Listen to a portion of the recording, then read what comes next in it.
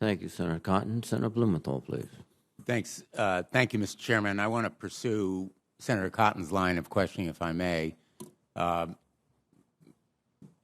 In my exchange with the Secretary of Defense and the Chairman of the Joint Chiefs of Staff several weeks ago, I commented that our approach to Ukraine seems somewhat schizophrenic. We say we want Ukraine to win, but we're afraid of what Putin may do if he loses.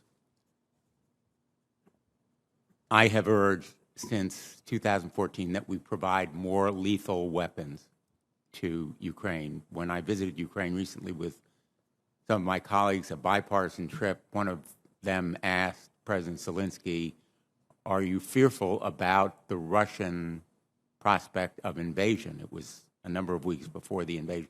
He said, the Russians invaded us in 2014. We have been fighting them since then. And in my view, the implication is that we have failed over a period of years under different administrations to provide Ukraine with the arms that it needs to counter and deter increased Russian aggression there. So my question to you is, do you agree that we should increase the kind of military aid, as well as humanitarian assistance and economic sanctions, that we've been providing by orders of magnitude that will enable Ukraine to win? And would you also agree that if we simply provide more of that kind of aid, tanks, artillery, armed personnel carriers, even planes, Stinger and Javelin missiles, all of the arms that Ukraine needs to fight lethally and defensively, that Putin may engage in sword rattling and threats and implications of what he might do, but enabling Ukraine to win ought to be our objective. Let me ask you first, General.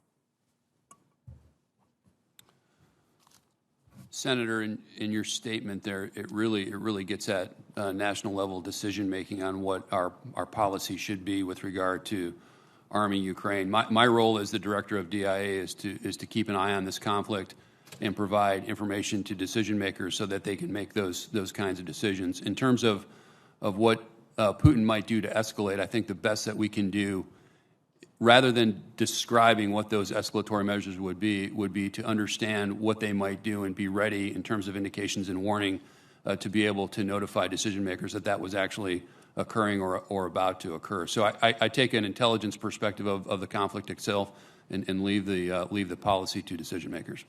Do you,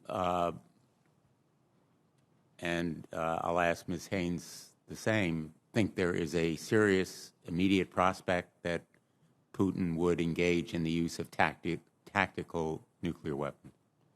Right now, we do not see that, and I think that's a huge warning issue for us and something that we're very, very focused on. Ms. Haines?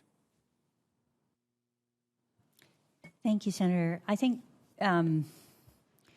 on the first part of your question, as General Berrier said, obviously we try to provide the intelligence to help policymakers like you make these decisions.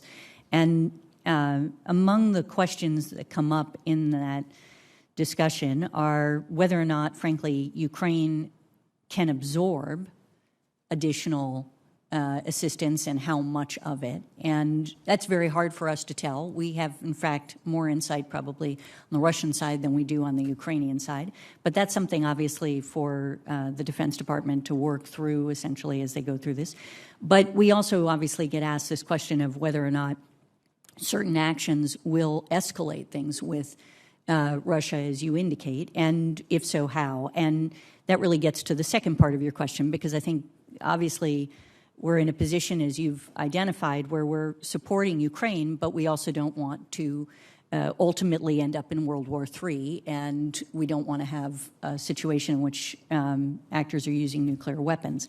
Our view is, as General Berrier indicated, that there is not a sort of an imminent potential for Putin to use nuclear weapons. We perceive that, as I indicated in my statement, as something that he is unlikely to do unless there is effectively an existential threat to his regime and to Russia from his perspective. We do think that that could be the case in the event that he perceives that he is losing the war in Ukraine, and that NATO, in effect, is sort of either intervening or about to intervene in that context, which would obviously contribute to a perception that he is about to lose the war in Ukraine. But that there are a lot of things that he would do in the context of escalation before he would get to a nuclear weapon, and also that he would be likely to engage in some signaling beyond what he's done thus far before doing so. Thank you. My time has expired.